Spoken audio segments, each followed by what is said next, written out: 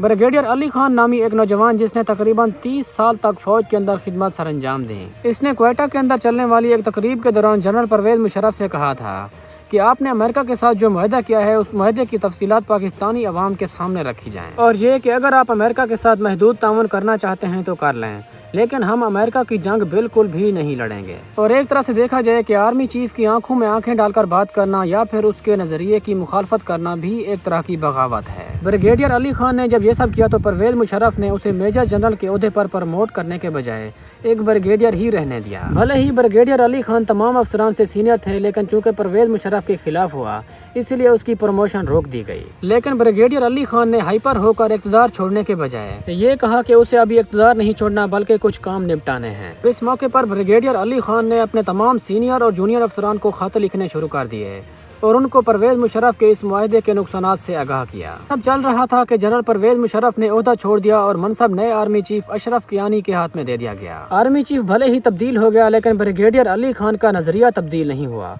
और उसने अशरफ कियानी के सामने भी अपना मौक़िफ़ पेश किया कि हम अमेरिका की जंग नहीं लड़ेंगे। ब्रिगेडियर अली खान ने बगावत का आलम तो बुलंद किया था, लेकिन 2011 के अंदर उसे सजा ये मिली कि उसे प्रमोट करने के बजाय कैद कर दिया गया और तकरीबन 5 साल कैद की सजा सुना दी गई थी। तो यानी ये अंजाम होता है जब कोई फौज के अंदर बगावत करता है। खैर, वीडियो कैसी लगी अपनी राय कमेंट सेक्शन में लाजमी दीजिएगा। इसके साथ ही आज की हमारी वीडियो इधर ही खत्म करते हैं। मिलते हैं हमारी अगली वीडियो में, तब तक के लिए अल्लाह हाफिज़।